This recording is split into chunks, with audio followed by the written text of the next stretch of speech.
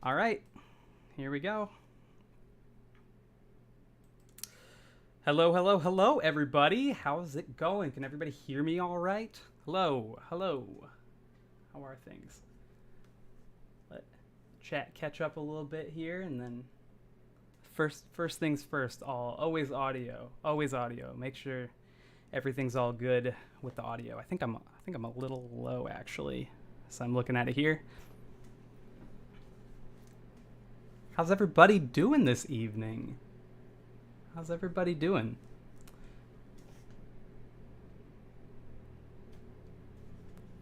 All right, yeah. Seriously, can I get an audio check from anybody? Everything sound good?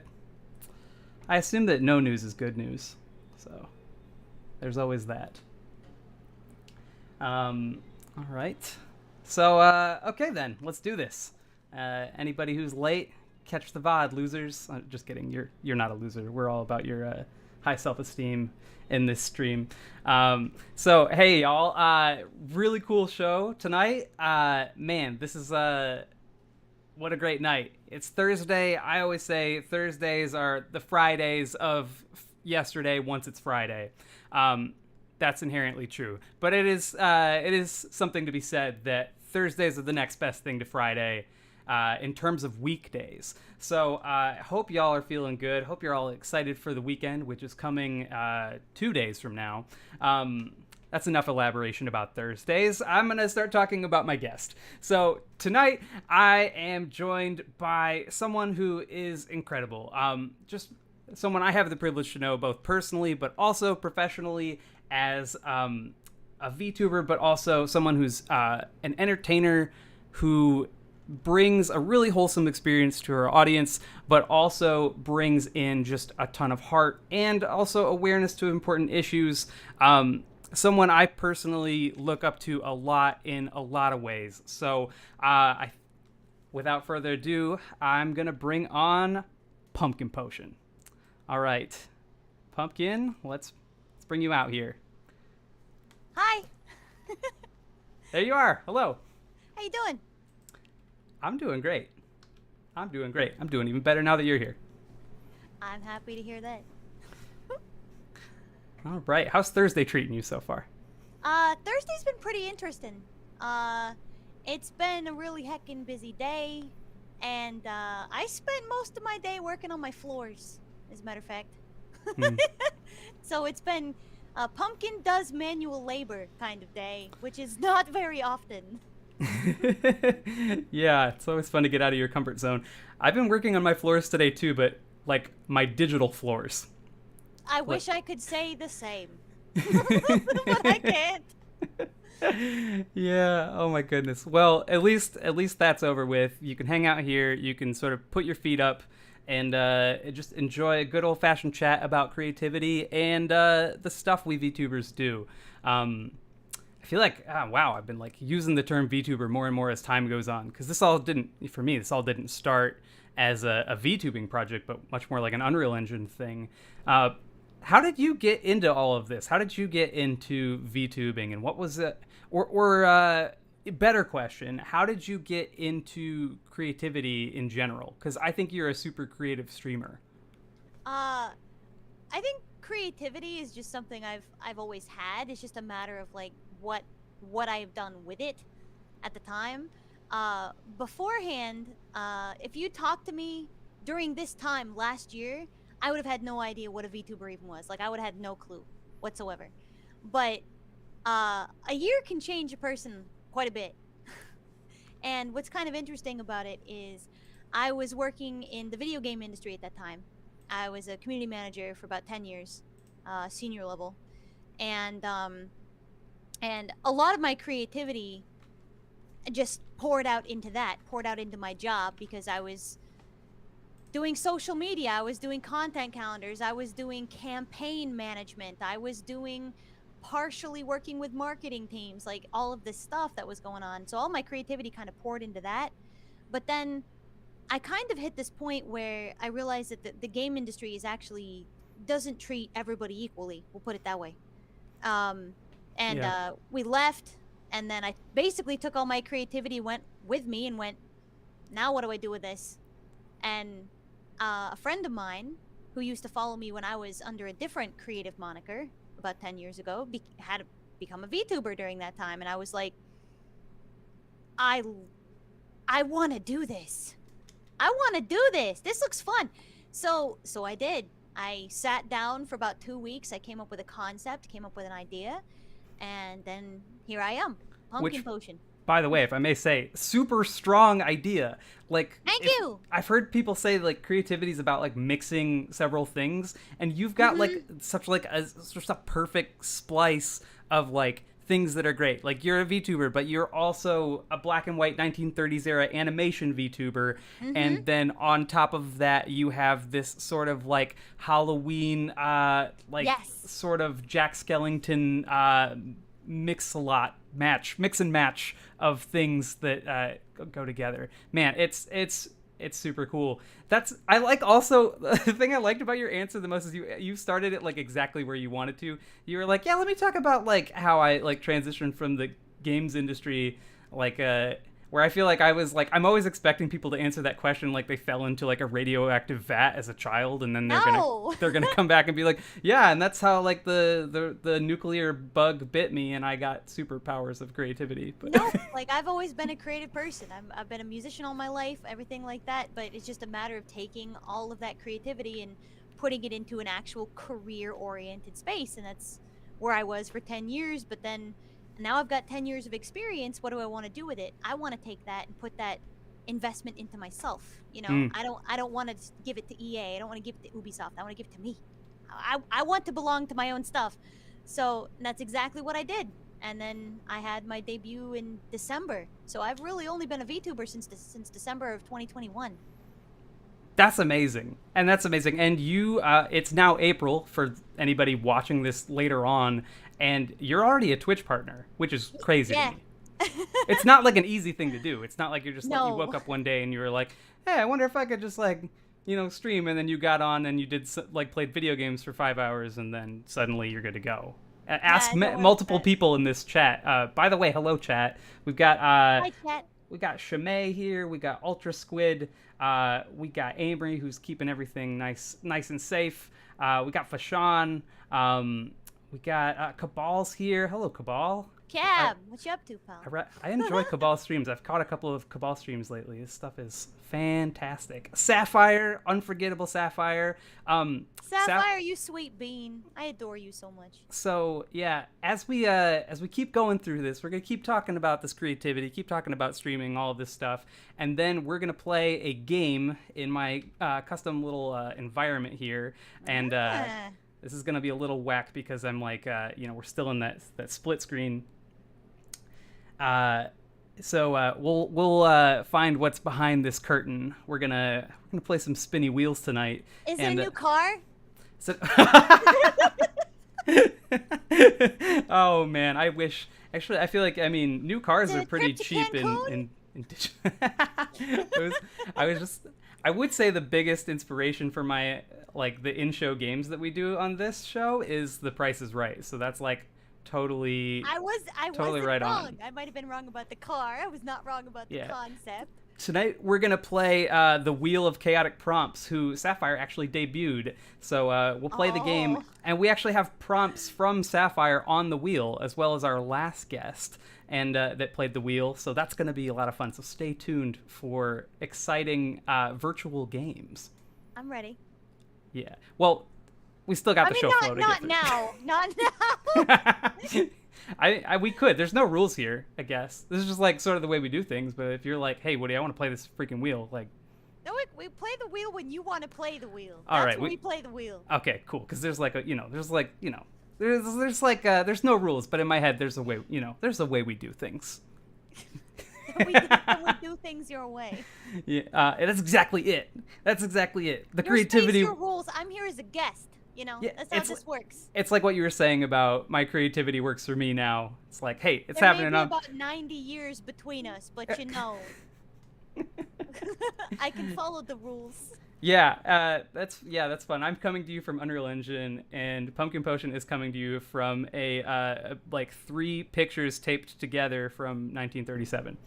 Is that offensive? I don't know if that's offensive. No, it's not. I'm just kidding. I don't think so. I'm imagining like old school tech. Like you've got some pictograph or something. Wait, no, that's Legend of Zelda. That's not a real thing. I've got all this newfangled technology from the 2020s, but it's really nice of you to pull the projector out and be here, Pumpkin. I really appreciate that very much. It's kind of you, pal. Appreciate it. Oh my goodness. Yeah. Well, that's what's fun about VTubing, and that's something I love about the whole thing is that so many people can come to it with so many different things. And for a while I was like, when I started doing this 2 years ago as an experiment, which I didn't take very far until it was almost 9 months ago, something like that, where I was like, all right, you know what? I want to make some content. I want to start putting some information out there. Right. And I felt like at the time, I never saw anyone who had concepts at all. It was really cool anime projects, but I didn't grow up with that kind of stuff. So I didn't really connect with it just based on like my point of reference. However, I grew up with a surprising amount of animation from yesteryear, so I love what you're doing. Thank you, thank you. Yeah, this era is probably my favorite. Like the birth of animation, everything was so interesting and creative in how they did things. And so when I wanted to make my mark as a VTuber, I was like, no, this is how we got to do it. Like it's not, I, this is what it has to be. Like I can't stray from this. So it's exactly like you said. There is some things that about me and about the things that I like, and I went, you know what? And I just yep. That's pretty much it. What's some favorite animation stuff of yours from back in the day? Because I watched a lot of Looney Tunes, a lot of Bugs Bunny, a lot of that stuff. Felix the Cat. Felix the Cat, classic. Popeye, the early Bosco stuff, some Fleischer stuff. Believe it or not, Betty Boop is actually not one of my favorites. Oh wow, I actually amazing. I mean, I've watched a lot of it, but it's not like my favorite. Classic Looney Tunes is good. But like the late 80s, early 90s was also a big hit for me too. Because I loved the 80s stuff, you know, like He-Man, G.I. Joe. I'm a huge Ninja Turtles fan. Not a lot of people know that. Yeah, so those are probably faves. Those are probably my faves. Gotcha. Yeah, well, you're getting careful. You're getting to the edge of the brand here. Oh God, we can't have that. We can't have likes outside of our own time era. Like, yikes! My face just like headbutted itself. Oh man, no motion capture solution is perfect, is it? No, believe me, no. Oh my gosh. But so, it's not a good stream unless there's scuff. Scuff is professional. Right. Explain that, actually. I always am trying to mitigate stuff. I understand scuff. So like for those of you who don't know scuff is just like when things get crappy on stream, your mic acts up, you start dropping frames, like all sorts of bad stuff. But I'm unfamiliar with the idea that it's professional. Like, elaborate scuff, that. Because scuff, like I think when it comes to things like streaming and VTubing, everybody tries to achieve this level of no scuff, everything is perfect.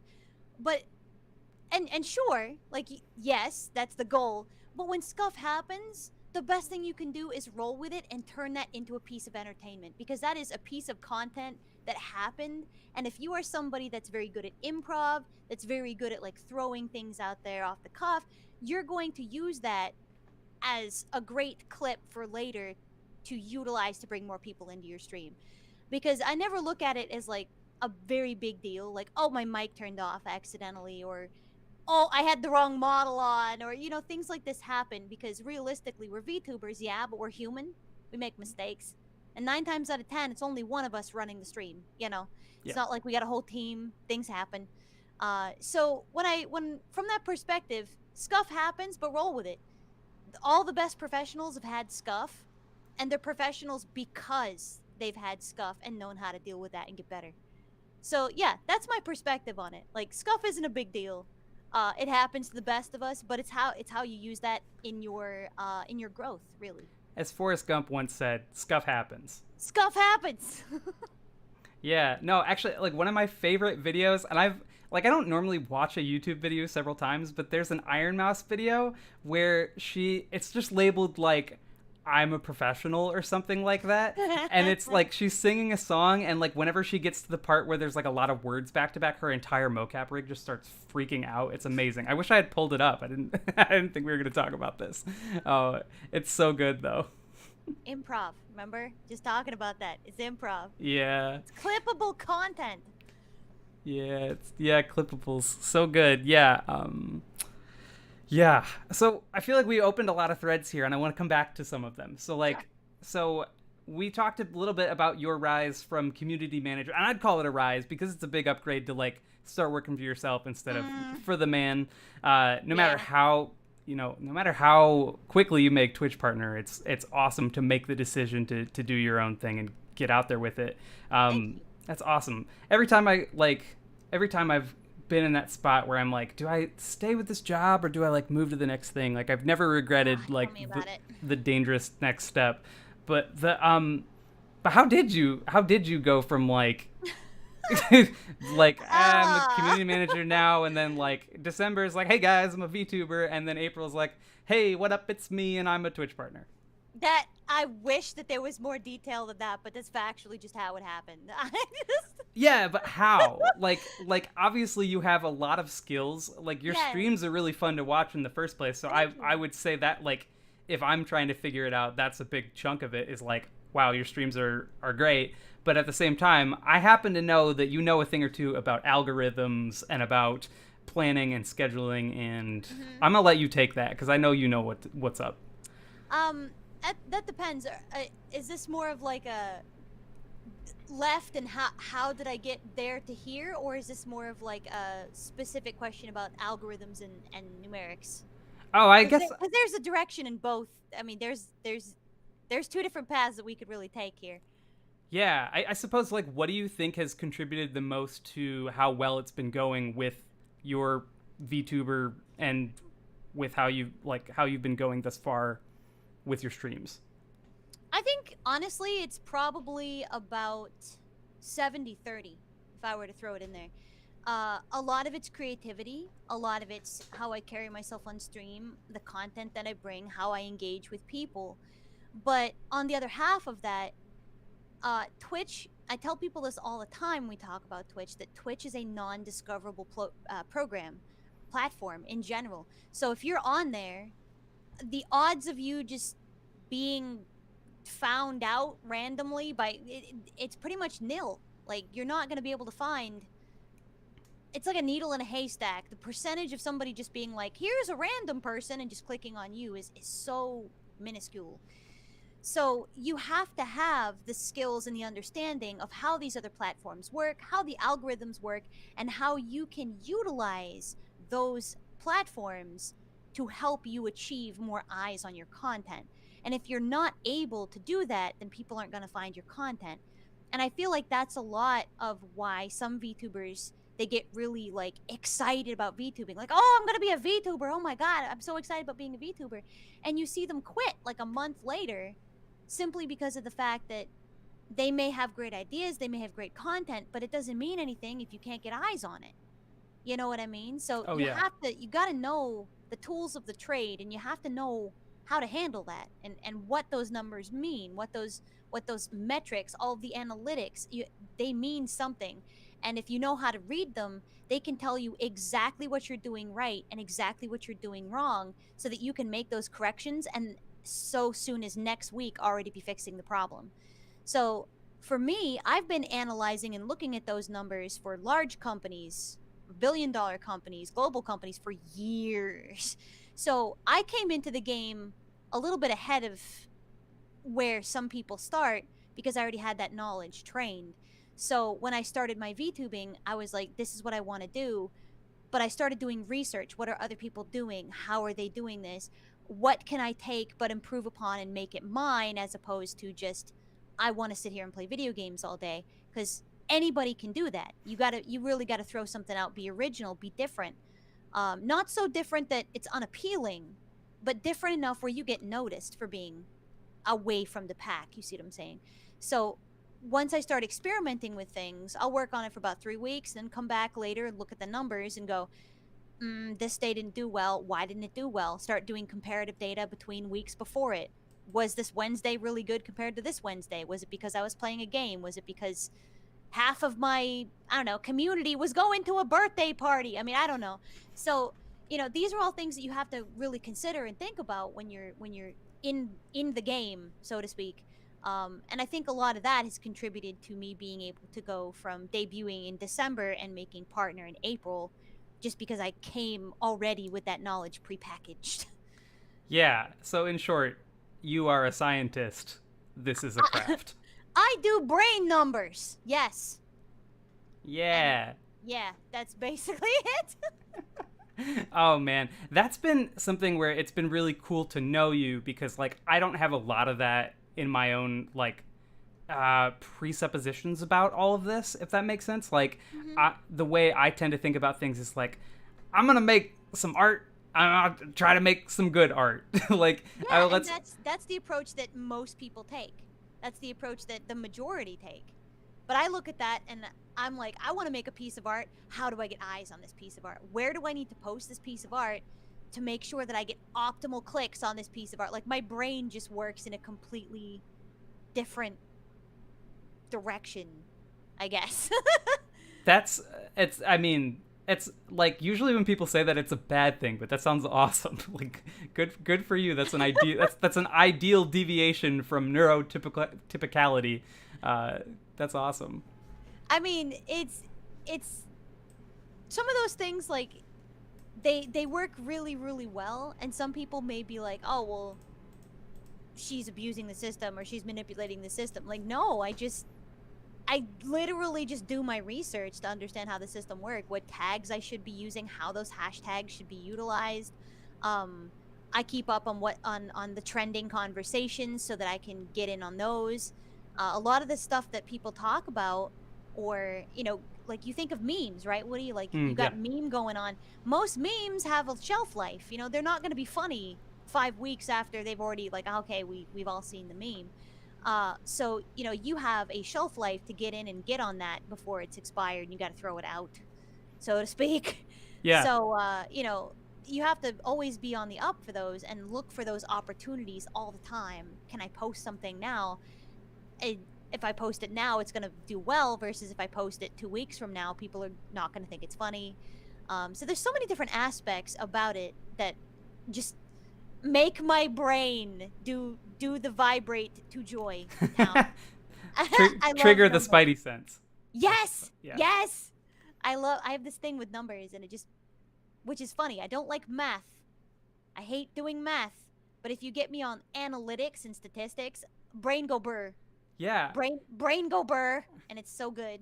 That's awesome. I feel like that's something I've talked about on this show before, and that's something I'm passionate about, is like, I feel like the way they teach math is bad, because like when it's like, here, do this calculation for me, how many bushels are in a peck of that Jenny has in a car going southwards, and while Terry goes north, like, I hate that. But like, if you're like, Woody, we need you to do like a little bit of a figure out an algorithm to like I don't know, calculate a manual focus across the room for your VTuber to like make sure that he's actually in, then I'm all over it. Then it's like, yeah, because I don't know, because I was terrible at math growing up, but here I am like programming games and programming, and all of this stuff. So I feel like, I don't know, school gives us a bad interpretation of numbers. That's my mini rant. I'm good with the mini rant. It's the difference between having to do it because you're supposed to versus having to learn it because you want to. Mm-hmm. Yeah, I feel that it's motivated from within versus from without. Yes, exactly. Yeah. You beautiful chatters. I see so many wholesome interactions going on right now. Dwight and Sapphire saying hello to each other. Oh, beautiful. Banicula, hi. But yeah, hi, Banicula. Oh man, if math textbooks talked about optimizing your YouTube viewership, kids would be all about it. That's a good point, Dwight. I hear you. I hear you there. Yeah, okay. So what would you tell someone like me? So like, the analytics thing does not make my brain go burr. It doesn't for most people. The analytics thing makes my brain go What would you tell someone who's like, honestly, like, there was a lot of anxiety battling I had to do to get to the point where just to broadcast now, like, man, like, you know what I'm saying? What would you tell people who are like, it's not that so much as they're like, yeah, sure, I'll like post whatever and do a bad job, but that's fine. But someone who's like, oh man, every time I post something, I'm like a little bit anxious that what if this is not, like, what if this somehow has consequences? And exactly what I would tell them. And what would you tell that person who could or might not be me? I don't know. You're not going to like my answer, but it's going to be honest.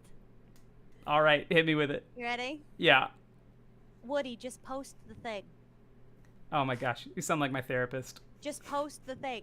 But there's a reason I tell you that. Don't just like post the thing because it's empowering. Like, I mean, yes, that too. But realistically, when you post something, you have to see the feedback from it. You have to see the analytics from it to know if it's successful or not, right? Mm-hmm. So if you never post the thing, you're never going to get the data to tell you whether this worked or this didn't. So you're going to exist in this limbo of never actually going anywhere, but just running the wheel. And so it may be really difficult to do. Like, what do I do? I don't, what hashtags? Just do the post and then see how it does. If Yeah. it doesn't do well, why didn't it do well? Did it not do well because you didn't attach the link that you were supposed to? Did it not do well because just not a lot of people saw it? Did you use hashtags? Were you using the wrong ones or the right ones? Did you attach a picture or not attach a picture? Yeah. P.S. Always attach a picture. So, once you start doing that, it's gonna get easier for you because it's just like streaming, going live, right? It takes a Yeah. little while to get yourself, oh, I gotta press the button. Like, once you press the button, you're fine. Then Yep. you're done. You're like, oh, that was fun. And then tomorrow, oh, I gotta press the button. Like, you get into that mindset and you just do it over and over. There's always going to be a little bit of anxiety. I mean, I've been doing this for 10 years and there's always a little bit of anxiety of like, oh, I don't know if that picture is going to be, well, let's see how it performs. Boop, and, not every tweet's going to be a hit. Not every thing that you put out is going to be a hit. Not every TikTok's going to be watched by everybody. Yeah. But that's all super important data for you because now people don't like this. So I'm not going to waste my time and my energy making more of this if people aren't going to watch it, right? Because Unless you love it. Unless you're like... Unless you really love it and you don't care about any of that stuff. Like, if you don't care about growth, there are a lot of people on Twitch that don't care about growth. So if you don't care about growth and you're just VTubing as a hobby and what the heck, I just come home from work and I VTube because it's fun, cool. Do what you want. Yeah, like, there's no rules. Or you're a CG artist and you're like, you know what, the world needs my Furby NFTs, then go to town. Exactly. If you think that the world needs your Furby NFTs, good for you, Bob. Good for you. But for the rest of us that are actually out here trying to make actual real money. I got good with that one.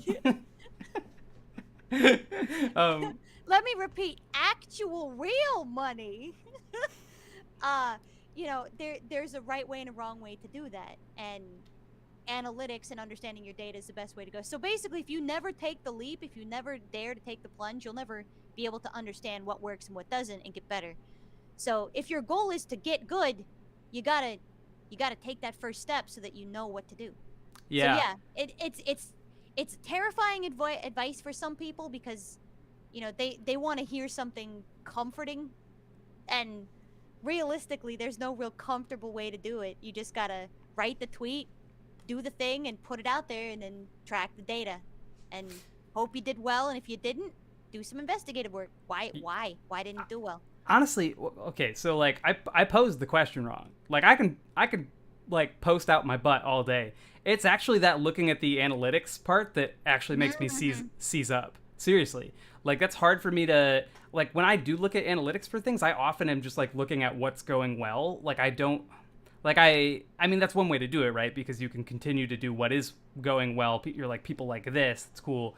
But I find it terrifying, the prospect of, like, looking at the screen and being like, people don't like me. And I, like, I'm putting it... of content. Right, and I'm putting it flatly like that because I feel like it's easy to be like, oh, that's such a like a vain thing to say or something like that. But it's something like I really feel. Like, I think it would be dishonest for me to say that I didn't every once in a while just be like, oh, well, like, this isn't going, so like I feel like people don't like me, so I feel bad, so I feel sad, so I feel what am I doing? Yeah, but that's a natural human response though, right? Yeah. I mean, you put something out there like you mentioned doing an artwork, right?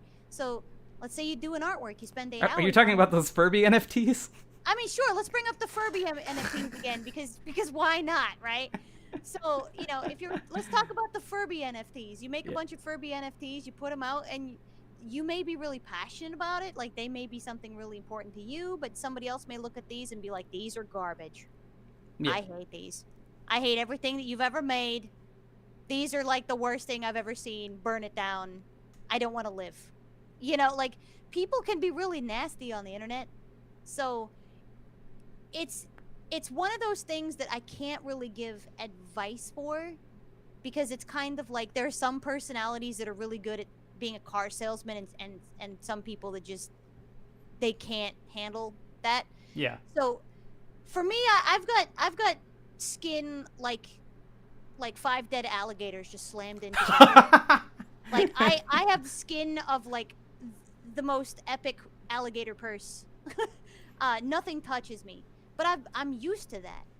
You know, You do come I'm from the games used to industry, that. I'm which used to being beat down. I'm used to being harassed. I'm used to being that. So, but for other people that have not had the experience that I've had, it can be really difficult to get criticism. But you always have to look at it as there are always going to be people that don't know how to do criticism. They're they're just ignorant. It's not even so much that they're like angry or that they whatever, like they're just devoid of knowledge on how to communicate well. yeah. And that's kind of how you have to look at it. So if somebody comes at you and says, "Well, pumpkin streams are garbage," I'm like, then you don't have to be here. That's fine. Have a great day. Yeah, it's not for you. Not for you. But you know what? Yep. There's like a million other VTubers out there. I'm sure you'll find one. No problem. Like, Yep. no skin off my teeth. So you kind of have to roll with it. It does sting a little bit. There are always going to be things that get under your skin a little bit.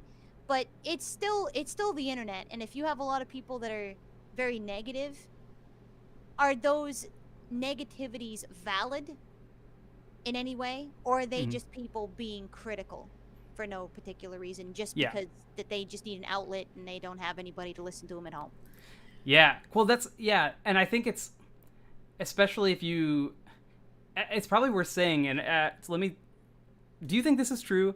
Do you think that you need a little bit more alligator skin when you start?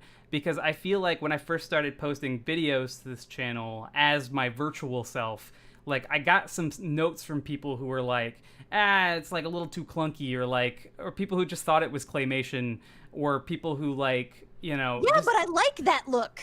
That's the thing. Yeah. I remember we were talking about the whole Yeah. thing about setting apart but not being uncanny. Yeah. Woody, you have that. Just like I've got that. It's something exactly like Yeah. like, you know, like you have that little bit of a difference where it's so unique and so interesting to look at that it's outside of the 500 billion other standard designs, but it's so comfortable and cozy to look at because it gives me like Pixar vibes. Oh, well, thank you. In the nicest way, like soft colors, gentle looks, everything in your environment is round, which makes it much softer in appearance to look at. And so I like that kind of thing. And that's why, like, when we were talking, I was like, no, like that's the aesthetic. You want to keep that. It's so different in the best way. So if you've got people trashing on you for that, I mean, I would take that as yeah. haters.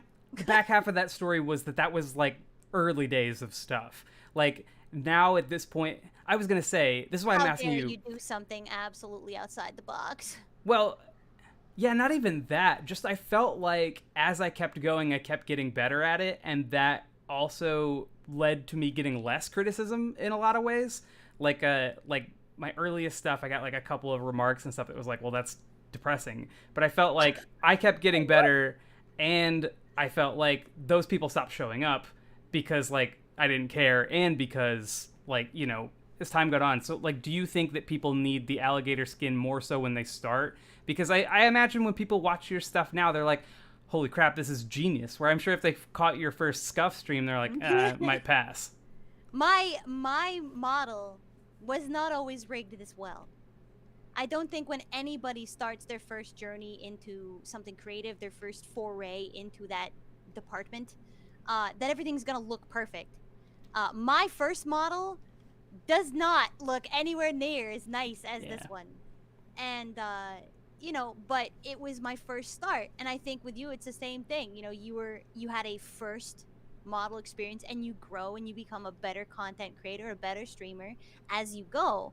And every little improvement, you're going to get better and better. And that's going to help you with your reach, with more people noticing your streams, with more people wanting to collaborate and engage with you, because your quality is going to increase and improve over time. Yep. But as far as like getting that first thing out, I think it's expected that you as a person should expect that you're going to not be on par with somebody else that's been doing VTubing or has a model that they spent $4,000 for right out the bat.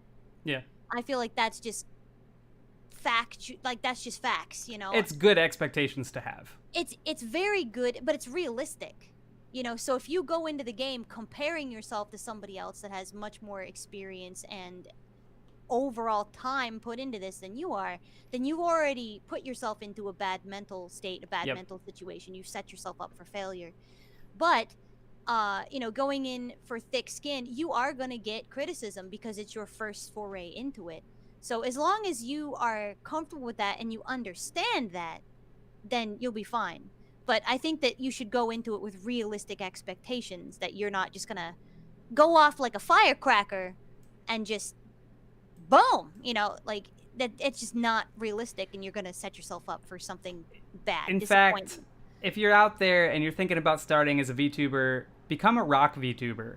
You just be like a rock, no moving parts, completely inanimate, just like. Oh, we got some fun ones out there. We got like a lamp with eyes. Isn't there a gun? Lamp. No, yeah, we got a gun. There's somebody who's just a gun. There's a gun. Yep. Yeah, Oh, people are just inanimate objects, and I love it. If you could be a sideways fridge, it'd be a pretty good opportunity to rig a mouth. That could be cool. That could be fun. There's a box truck. There's a box truck? Really? I haven't heard about the box truck. Like Cars level box truck. Yeah. That's actually, so like that was something that we're sort of like beating, like we're sort of touching on but not quite getting to, is like we're talking about standing out a little bit when we talk about stuff, whether it's like a, you know, a good looking Pixar vibe or like a 1930s black and white. Like you want to make a character that looks different than everybody. And I feel like actually trying to have the HoloLive look, or like, you know, whatever VTuber you're going to compare to, like it's probably you're gonna have like a cooler look anyways if you do something that just looks entirely different than whatever it is that you're, you know, comparing to. Dwight says be a TV, showing a live feed of you in IRL. Dwight, you are referring to streamers. You are referring to what we call flesh tubers. Flesh tubers, people that actually show their face. Okay, I understand that term as well as anyone in this community, but I'm never going to be able to explain that to my mom. You know what I mean? Pretty much how I felt about it too. Like first time somebody said flesh tubers, and I was like, yeah. You mean face cam people? Like, yeah. They're flesh tubers now. Okay, yeah, that's gonna haunt my dreams tonight. You're welcome. I'm glad I could be part of that. Also, thank you for saying all the nice things that you said. I kind of didn't quite catch you in the moment, but thank you for the compliments. I really appreciated that. Flesh tubers pretty cringy. Yeah, I hate that they get called that. I hate it so much. The human sona. I like that much better. Can we normalize that instead? Yeah. How about like my bod rig? My body rig? Bod rig, yeah. Got my bod rig out today. Got my I'm wearing my skin face. Went to the dog park. Yeah. So this is good. This is good warm ups for the wheel game, because I think you've seen the wheel game. We have a lot more spitballing to do. This is great. So like, as you keep going forwards, what are you most looking forward to as a VTuber? Either whether it's plans or like just milestones. Like, is there anything that you're like, oh boy, man, this is going down. It's great. I had set my goal for the end of 2022 to hit partner, and I hit it in April, so now I have to go back and do something else. But my what I would like to do, I'd like to improve upon my overall production quality. Mm-hmm. Right now I'm in a pretty nice, pretty aces spot. Like, this is pretty spiffy. I like this a lot. But I feel like there's a lot of improvements that could be made. I watch a lot of other VTubers and some of the things that they do, and you know, I'll see something and be like, oh, I love how they did that. I wonder how I could take that and utilize it in my own system. Like, how could I put that in here and give it the 1930s pizzazz and do something really interesting out of the box. So I see stuff like this all the time, and where I'm still so new to VTubing, I mean, technically, yes. I've been like, what, 6 months tops?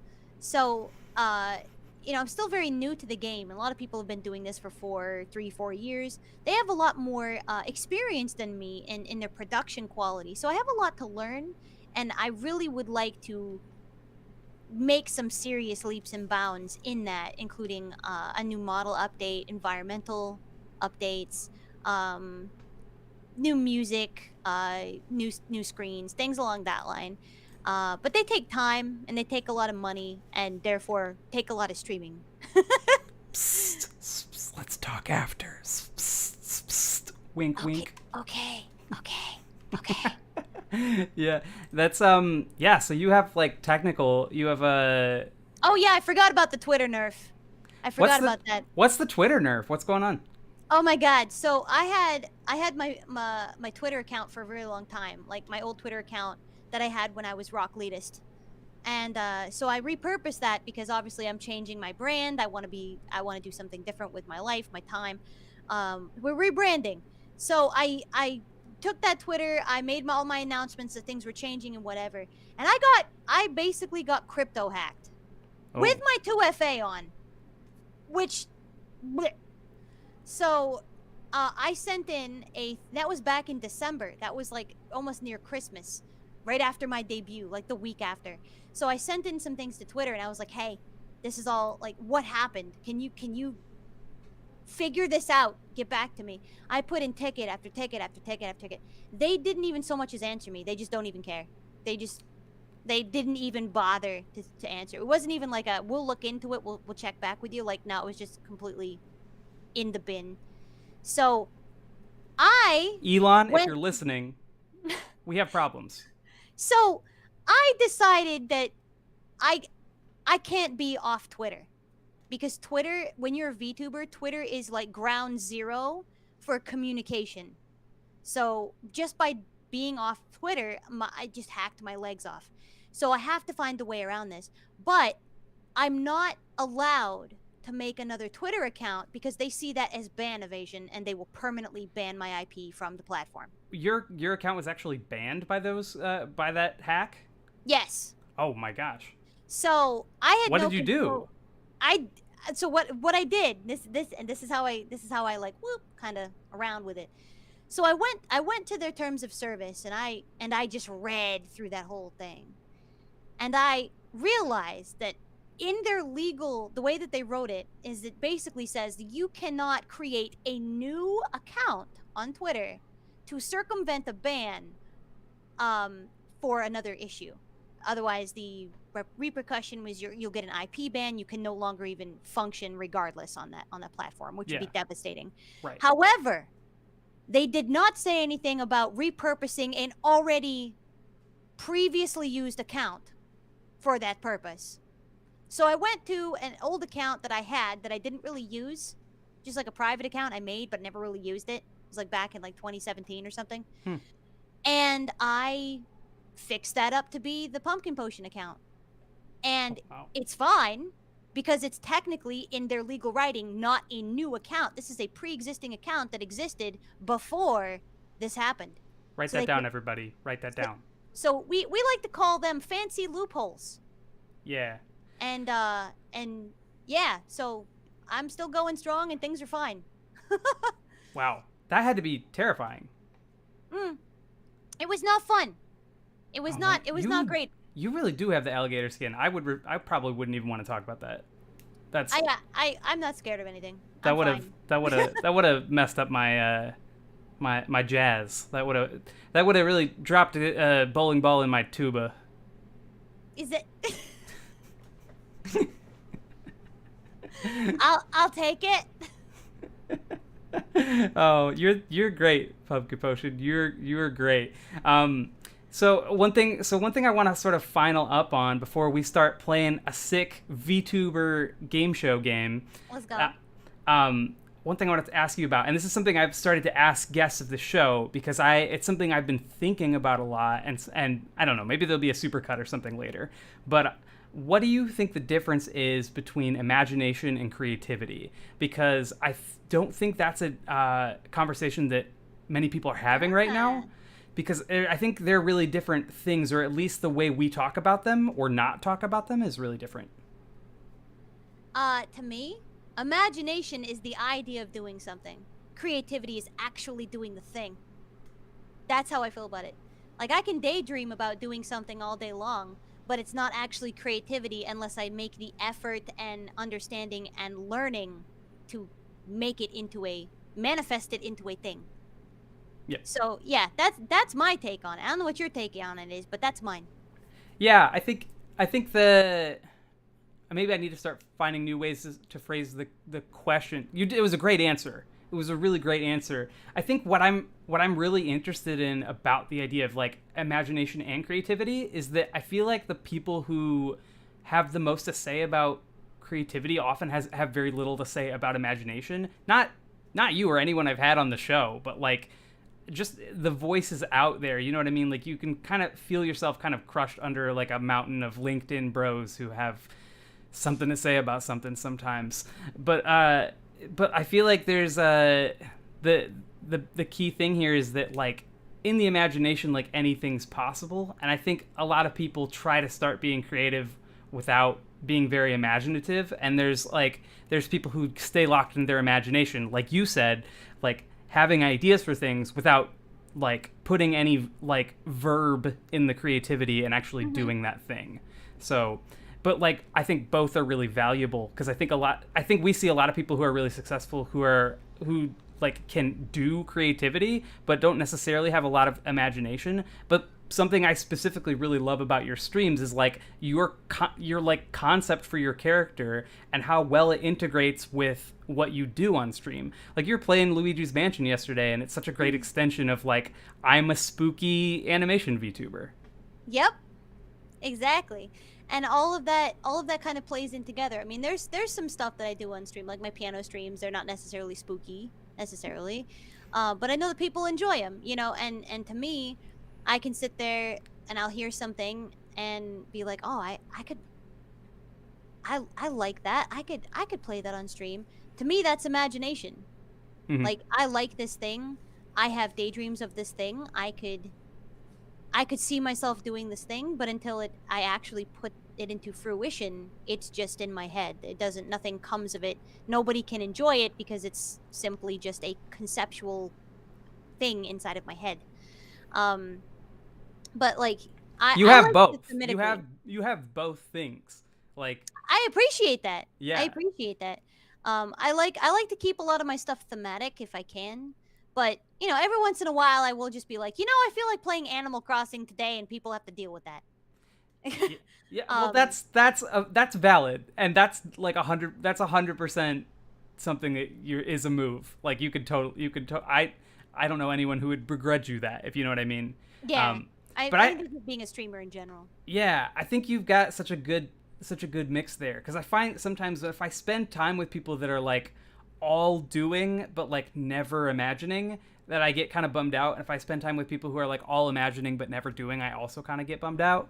Like that's a recipe for burnout on both ends. Right, but also they're not fun to be around. No, they're not. Yeah.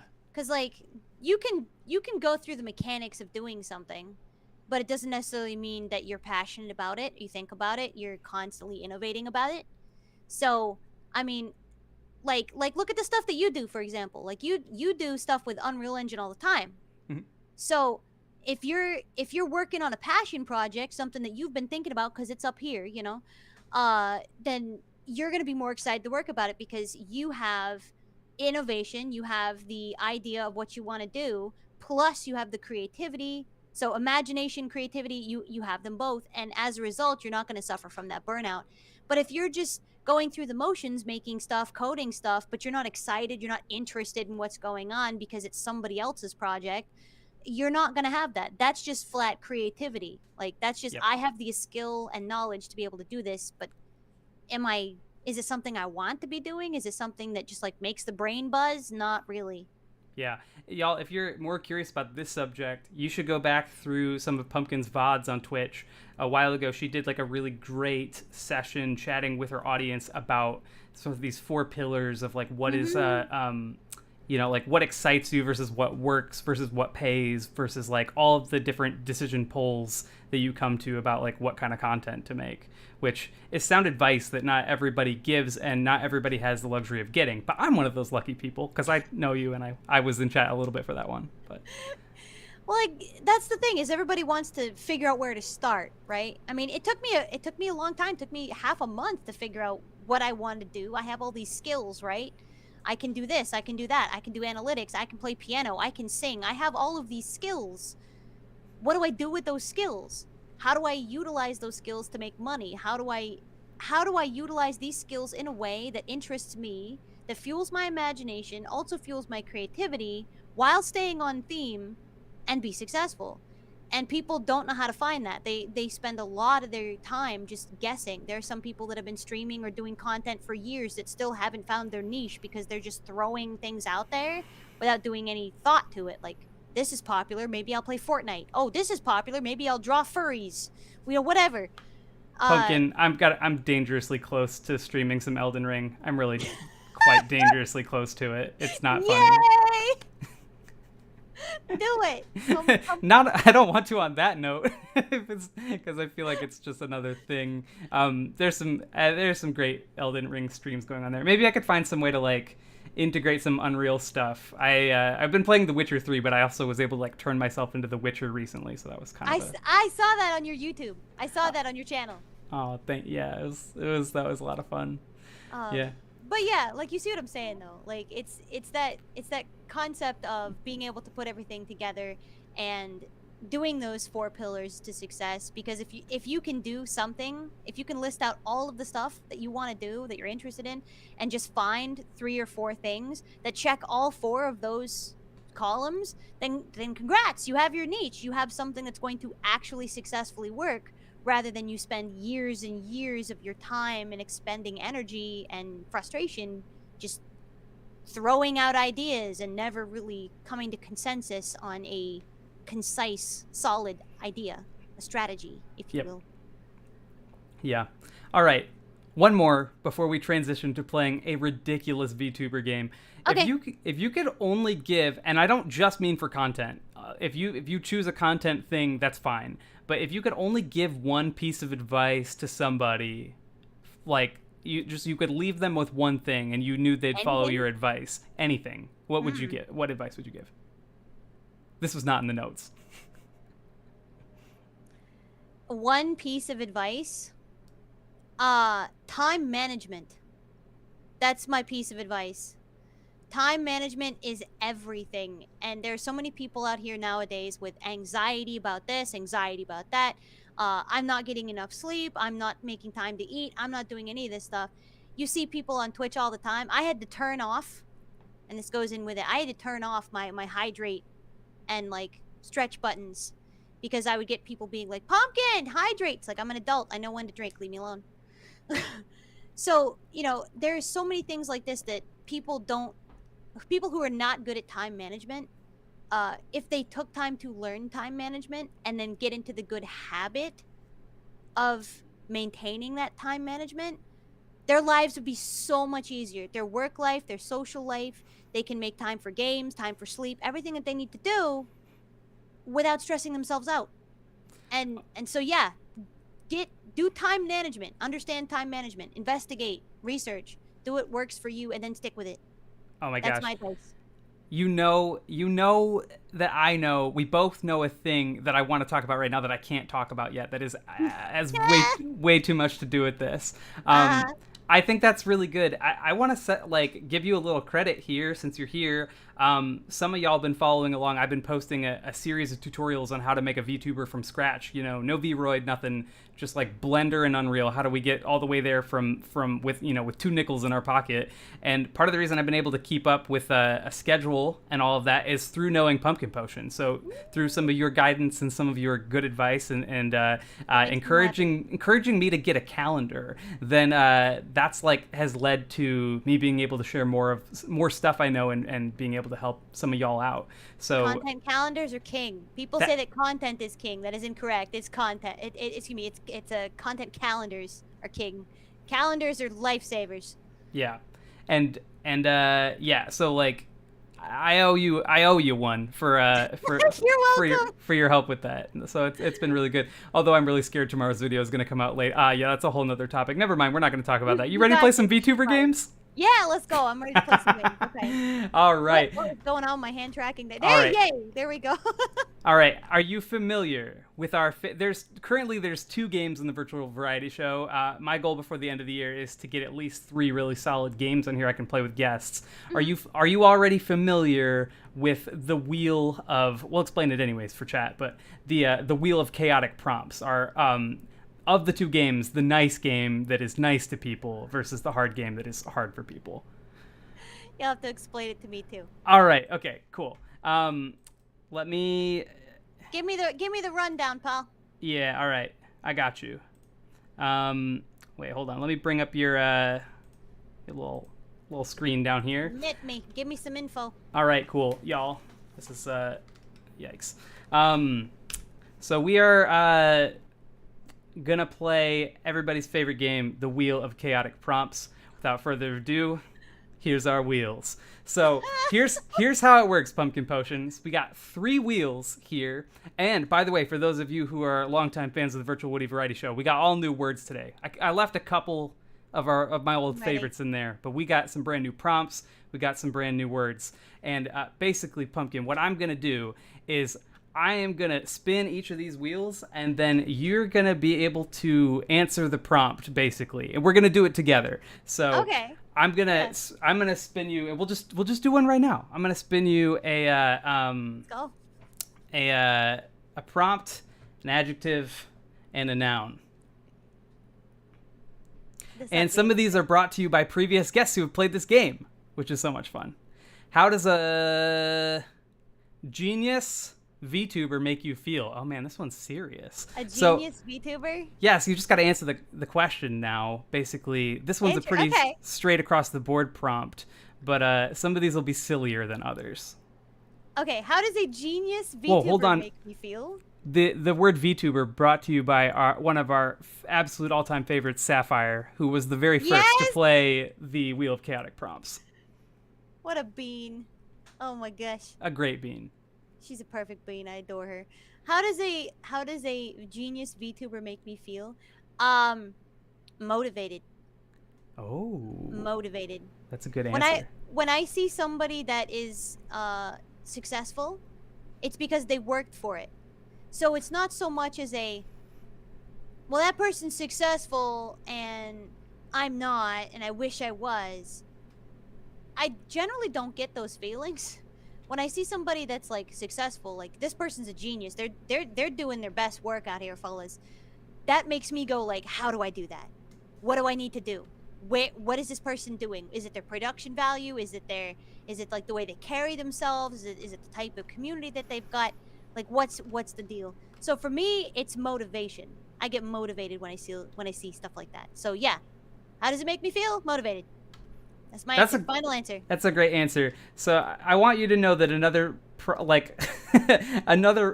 this is the most serious thing that's ever happened in this game. Like another adjective on the wheel, like a quarter turn below that is flammable. So that's not normally how this goes. Maybe it's a nice transition into the game from our serious conversation. It's going gentle on me, and I appreciate that. It's nice. Yeah. That's nice. All right, so here we go. Let's give you another one here. So it's a totally different prompt. We'll see what happens. We're gonna almost got another Sapphire one. Describe a hypothetical giant gray ant. Go. Okay. She is. Describe a hypothetical. Yeah, how would that work? Why is there explain to me what happened there? You got a giant great ant on your hands. What's going on? Okay, then she is super buff, and she's dressed to the nines. She's looking real good, and she's on her way to the speakeasy. She got a big old hat. She has a thing of whiskey because she can't put the whiskey down. She got a problem with whiskey. We don't talk about it. We don't bring it up at Thanksgiving because it's awkward. So she hits up the speakeasy. She has a real great time. She comes out of the speakeasy. She's a little bit out, and then she comes over for a little while, pretends that she's not, smells like whiskey, gives me a hug, gives me some schmoof, and then leaves. Yeah, that's her. Also, her name is Helen. That's, of course it is. That's great. That's amazing. Yeah, I was thinking like I was thinking more of like there goes my arm. I was thinking more of like some sort of like grim fairy tale monster great aunt kind of thing. Like she's a giant. She has like moles on her face and stuff that are like protrusive, and she's just very scary looking. Like that was sort of my read on it. But like Shrek in my swamp. Yeah, but like I don't even want to say that now because like I love the character work so much behind the great aunt who's just really swole and like puffing a few too many cigs or taking a few too many drinks, you know? So that's pretty great. You ready for another one? Helen is. It's absolutely Helen. I don't know what you people use for your slang these days. Helen slaps. I don't know. Helen yoinks? No. I don't know. I don't know what the kids say either. Helen has big swagger. I don't know. Yeah, I'm like I'm old. Okay. All right. Here's another one. Let's go. I got another 3 here. Let's get some more of these going. These are pretty fun, Woody. What the heck? These are fun. Oh boy. What? So, oh no! What is the origin story of red-colored? Oh my gosh! Oh, so let me explain this. So the prompt comes to us courtesy of Grant and Chase from The Good Times Are Killing Me, an upcoming animated TV show, which I may or may not be in the cast of. Anyway, as you don't get excited about that. What I was told they wanted out of this was you to work out the origin story involving, in this case, a red-colored evening ball. So when I say an evening ball? Oh, you like a grand ball, like Cinderella's going to the ball. Oh, okay, yeah. I got you. I wanted to just put ball on there, but then I figured it was going to get a lot of sphere-related things. Like you said evening ball, and my brain just went like disco. Wait. Follow that instinct. I like that. Follow the instinct? Okay. Yeah. There's no wrong answers in this game. The origin story of the red-colored none whatsoever. evening ball. Once upon a time, in the 1970s, there was a lady, and she went to a disco, and she forgot her roller skates. So she met a guy there that rented her a pair of roller skates, but they were too big. So when she went to go and do her shuffle around the roller skating rink, they actually came off her feet. She fell backwards and she slammed herself onto the floor, and one of the skates came off and it went up and it hit the ceiling, and the whole disco ball came right down on top of everybody. It was a total slaughter, and since that day they have called it the red-colored disco ball. Are we did I do it right? Holy crap. No, it's not that you did it right, is that somehow through that I now wonder if every other answer was wrong. What the heck? Like, guys, if you have Pumpkin Potion on your stream and you give her prompt, she's gonna go full creative writing mode. Like, oh my gosh. We like to call this improv. You got some novels in you, I think. All right, here's another.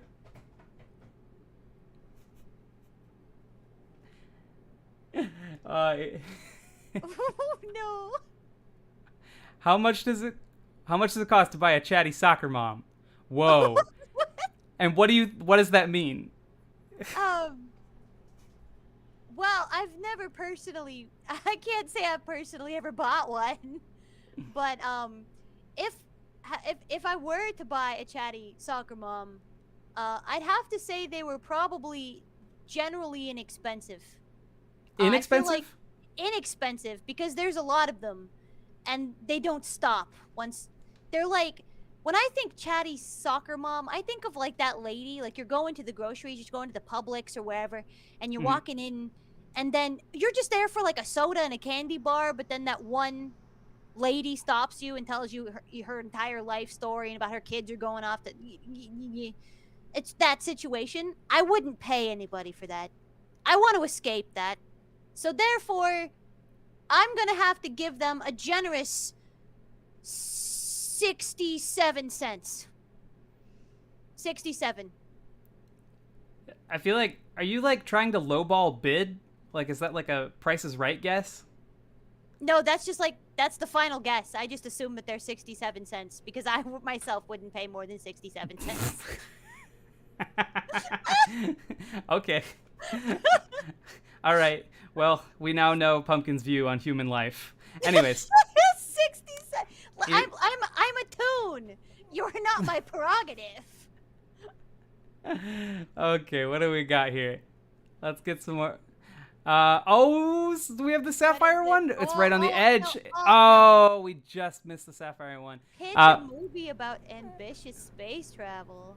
I feel like, do you want another adjective? Because I feel like that's so, like, we've seen this. You know what I mean? Ambitious space. Yeah. I can re-roll that one if you like. Yeah, go for it. Why not? Yeah. Manual re-rolls are always allowed in this game. It's no good having a prompt you don't like. So it's 100% allowed at any time. What do we got? Murdery space travel. Now we're talking. Yeah. All right. Pitch a movie about murdery space travel. In a dark, bleak future where humanity has depleted all of the material in Earth. We look towards the stars to save ourselves. But there was one man who took it too far. If we were going to go into space, only him and only his family had the right and the knowledge to take our race to the stars. Therefore,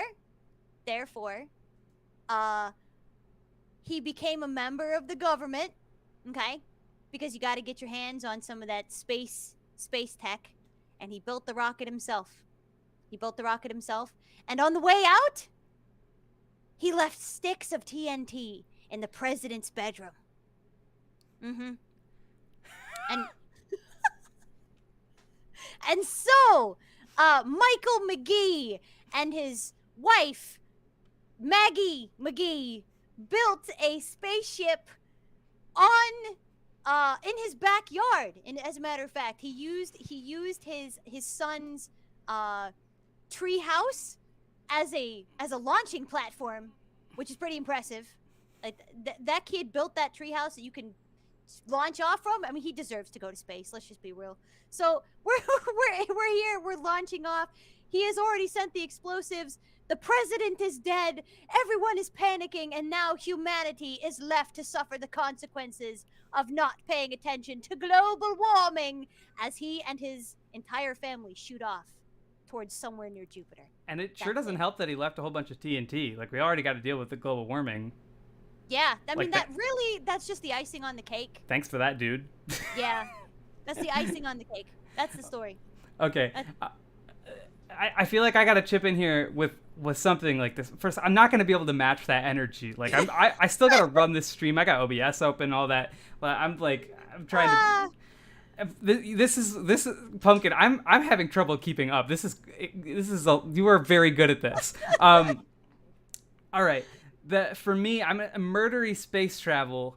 Yeah, let's go. Okay, we've seen a lot of murdery space travel, right? Like, we've seen HAL 9000 like close out the doors on Dave. We've seen like parasites invade the spaceship. We've seen Alien. You know, there's a lot of quite murdery space travel. We've seen Darth Vader. You know, even in the simplest.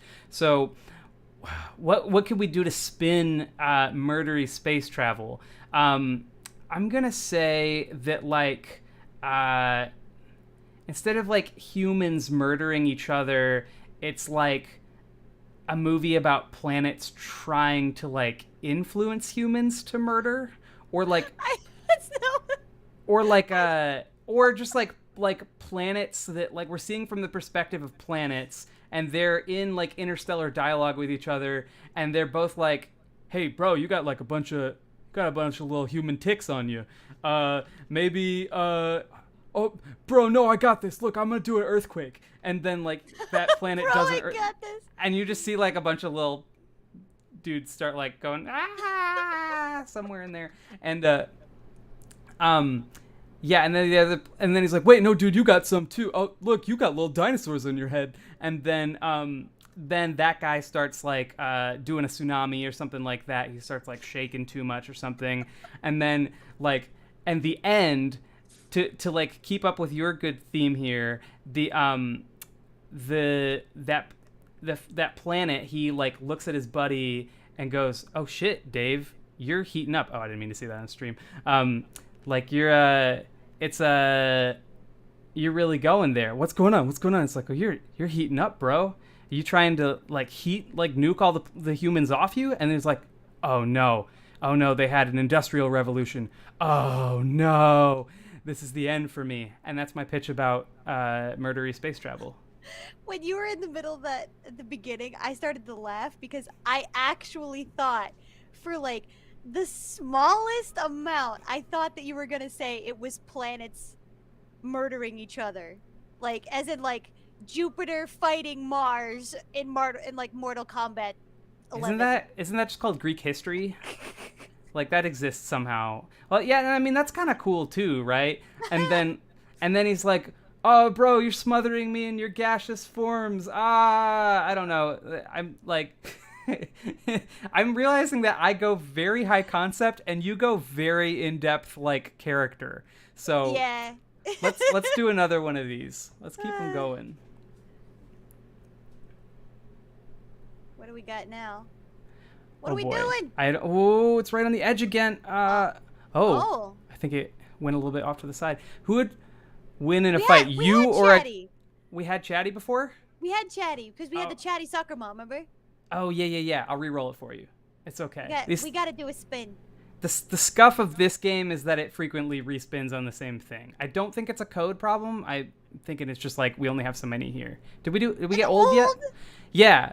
Oh, this is a good question. So like you got to do this one first. Yeah, okay. So like let me intro this. The question's for you. I guess I'll answer it too, but like if you're in Mortal Kombat with a shark, however, the thing is it's an old shark. It's a really geriatric shark.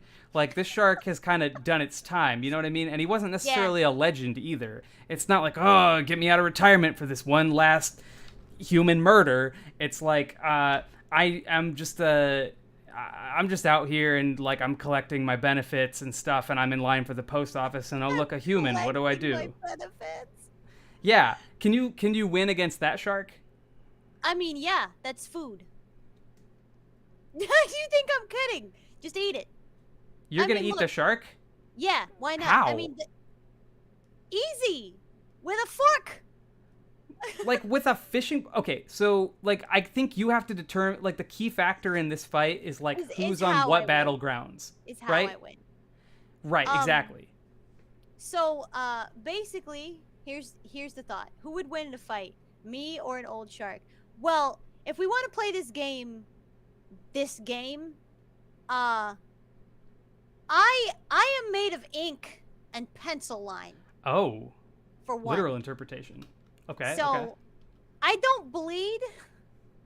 Therefore, a shark can bite me right in half, and sorry, fella, not really much gonna happen. I'm just ink and paint. That's it. So, technically, he could fight me until he just exhausts himself. And he's laid himself bare because he's old and geriatric, remember? He doesn't have that much energy. So then at that point, I wait until he's asleep, and I have sushi. I have sushi. I like that you've described a situation where you win by like sheer intangibility, like you win because no one can touch you. However, I found a loophole. You are absolutely screwed when it comes time for taxes. Am I? Yeah, because that whole like, oh, I'm just ink and paper thing works out great until you get audited, and it's the IRS. And they're like, hey, open up. You owe us some cash. And you're like, oh, I'm just ink and paper. They're like, yeah, write us a check. They'll never catch me. They'll never catch the coppers. Will never catch me because I have a partnership with Acme. And do you have any idea how many Acme holes I get per month? I do have an idea. I did watch Looney Tunes growing up. I will go criminal. I will go to Brazil with my shark sushi and exist in harmony. Taxes can't touch me. All right. She's invincible to sharks and taxes. Yep. Also, real talk. Just Got chatty again. Just get just get a tax agent. Just get a tax agent. You get an accountant. Yep. Yeah. We had giant already. We did. What's a good name for? Maybe I do need to look at the code for this thing. I feel like people have been trying to tell me. They've been like, it's re-rolling too much. Yeah, it is. It really is. Okay. What the heck? Cyberpunk spice. What's a good name for? So like this prompt isn't so much a story as it is a title. So like there's gonna be a spice, and it's gonna be like in a cyberpunk situation. So like Dune has a spice, but it's actually just called spice. So that doesn't really work, right? So like I'm talking about like what are the people of the future putting on their food? What's it called? If you want to tell me what it's all about too, you're welcome to.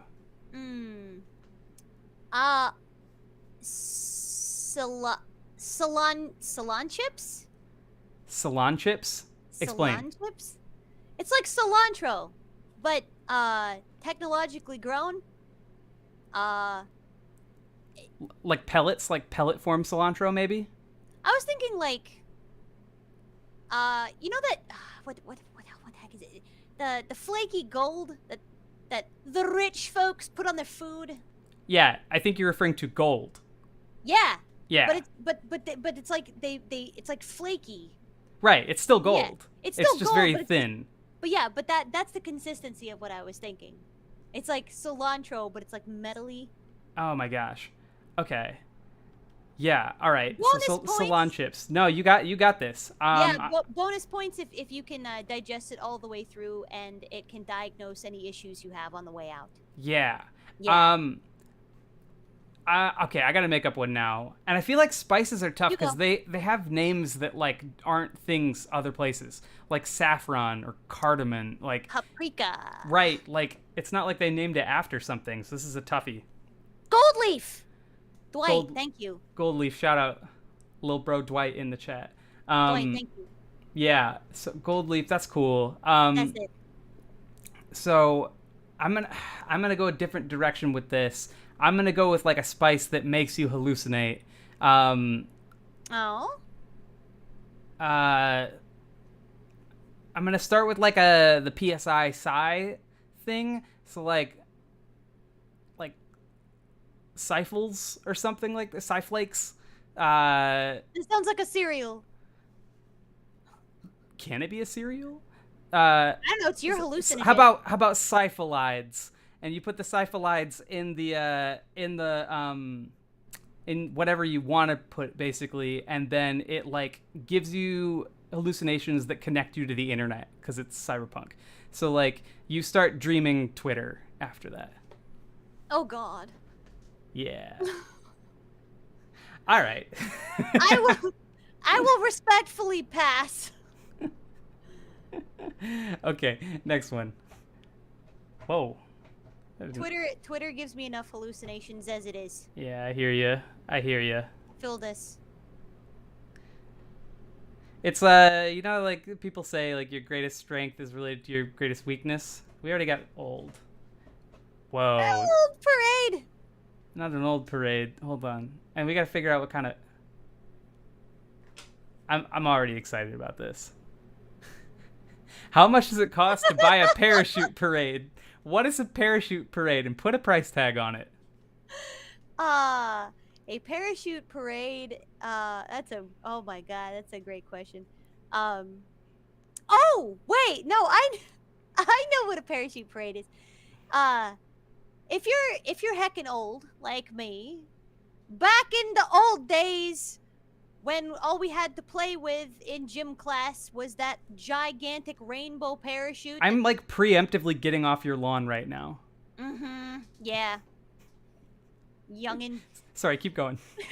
But you know what I'm talking about? Like those gigantic parachutes, they're like rainbow parachutes, and they made the kids sit underneath them and do this. I played with those. So the parachute parade is a slang terminology given to the competition, right? This is slang. It's slang terminology given to the competition of which they have 20 healthy adults who played this as a child jump out of a plane holding their corner of it. That's what they do. They jump out of a plane, and whoever makes it to the bottom wins. That is the parachute parade. How much does it cost? Probably a lot. I mean, you have to consider the fact that there's the plane that you have to drop out of, the parachute itself. Wait, can I stop you for 1 second? The life insurance? Yes. First off, you're not getting any life insurance if they get a word of this. Second, like, everybody's gonna make it to the bottom. You said whoever makes it to the bottom wins. They're all getting to the bottom. Not if their grip sucks. Wait, what do you mean? They're like, you. Did I mishear you? They're jumping out of a plane. They're jumping out of a plane, holding on to a corner of that big old parachute. They're all hanging on to it. Yeah, they're all getting down there sooner or later. Yes. However, if you lose your grip 30,000 feet in the air, you're getting down there. You plummet and you die. No, and you win first. No, you don't win because you're dead. You can't win if you're dead. Well, what about the Oscars in memoriam? I mean, unless you have like a black widow of a wife, and then she wins. But you see what I'm saying? I'm sorry to put. I have questions. I mean, I don't know what you have questions about. I don't have any idea. Oh my gosh. How much does it cost? What's the ballpark figure here? I don't know. How much is it to rent a plane these days? Yeah, that's outside of my pay grade. What, $35? To go up in like a why not? a 2-seater or something like that? Yeah, we can just cram all 20 people in there with the party parachute. We just jump out. It's like $35, right? $35. Sure. It's 30. Okay, more or so less. We're gonna say $35. Give me $15 for the parachute, and so what? $50?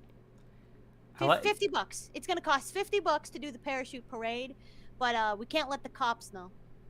Why is everything I do crime? Yeah, you're getting really sketchy. You're like you're a little bit more Al Capone than Bugs Bunny today. Yeah, all right. I'm feeling it. This may be our last one.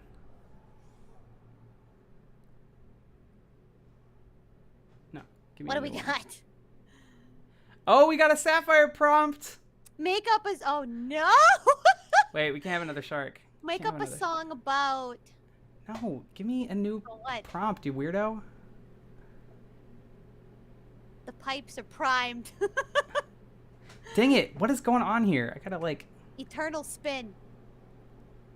I'm like, giving it extra spins. Hyper-aggressive. Family business.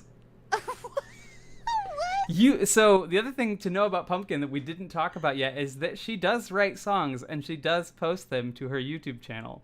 So if you want to check those out, they're out there for you to see. And Pumpkin, what am I supposed to do with that? Song about hyper-aggressive family business, go. Oh my god. Okay, wait. So my father, he woke me up one morning. He came into my room and said, Pumpkin, I have a problem. And I said, Dad, what is your problem today?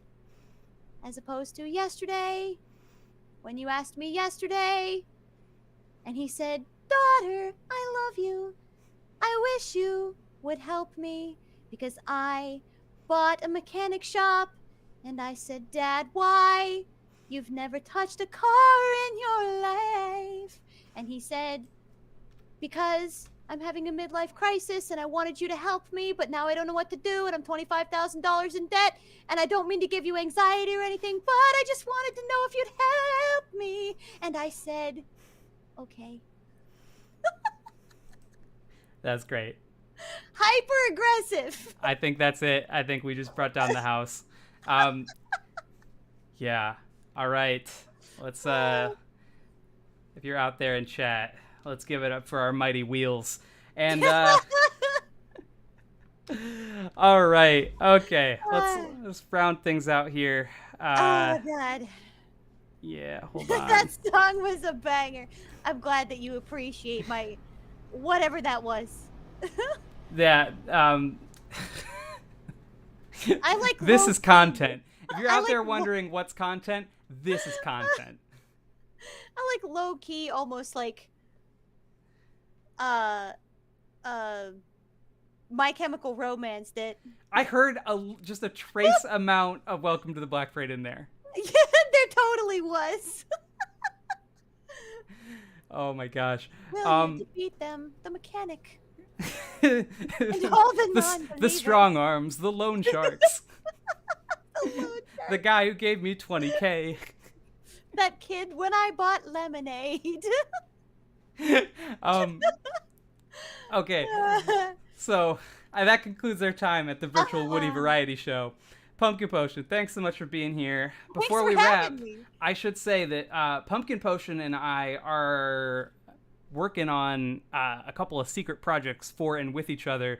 So stay tuned to both of our channels and socials and thingy-doos. You may or may not see some cool stuff coming up from us in the near future. So, Pumpkin, anything to say to good people before we close out this stream? Eat well, live well, sleep well, and don't be afraid to talk about things when you need them. Oh, that's fantastic. Yeah. Well, everybody, Mega Steak Man, benzoyl peroxide, everybody we didn't get to say hi to in the midst of our conversation, y'all are the best. Thanks. Have a great night, and appreciate y'all. Have a good night, pals. Thank you for having me. I appreciate you. All right. Bye, everybody.